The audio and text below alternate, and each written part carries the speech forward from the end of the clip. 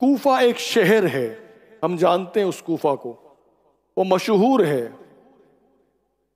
کس وجہ سے مشہور ہے؟ اپنی بزدلی کی وجہ سے۔ آج بھی لوگ پہچانتے ہیں کوفہ کو۔ وہ مشہور کس وجہ سے ہوا کہ آج بھی یہ کہا جاتا ہے کہ یہ شہر بزدلوں کا شہر تھا، کہ جنہوں نے بلایا اور بعد میں ساتھ چھوڑ دیا۔ بہت بڑی تعداد تھی، بہت تاریخی شہر ہے، ہسٹوریکل یہ سٹی آج بھی ہے۔ آپ ذرا غور کیجئے وہ کون سی ایسی بات تھی کہ حسین پاک کو بلا کر، نواسہ رسول کو جو حضور کے شہزادے ہیں، انہیں بلایا کہ آئیے سرکار ہم آپ کے ساتھ ہیں۔ آئے جب حسین بھائی کو بھیجا، شہید کر دیا، حسین خود آ گئے، اپنے ساتھ اپنے گھر والوں کو لائے۔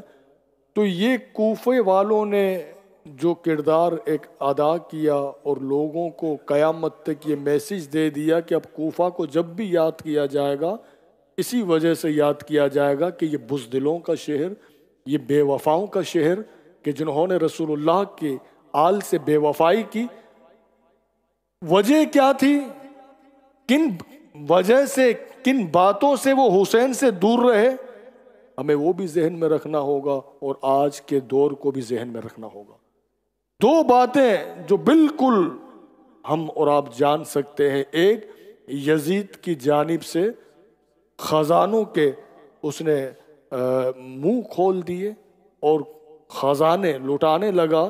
وجہ تھی کہ جس کو چاہیے دنیا، خزانہ، حکومت، آئے اقتدار چاہیے آئیے، حسین کو چھوڑ دیجئے، ہم تمہیں مالا مال کر دیں گے۔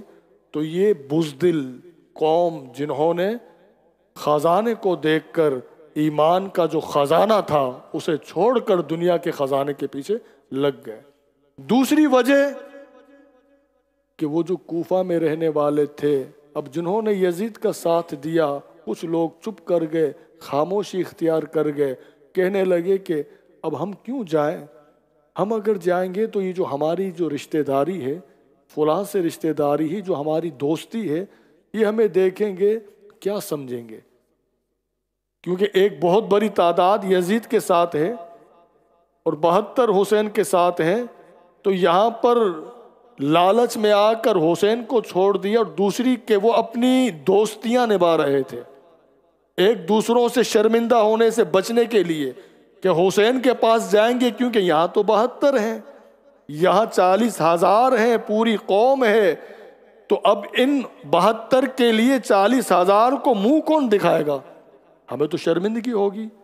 ایگزیکٹلی حضرات گرامی، آج یہی دور ہے کہ حسین کا نام لینے کے لیے، علی کا نام لینے کے لیے ایک نہیں کئی یزیدیوں کو چھوڑنا پڑتا ہے۔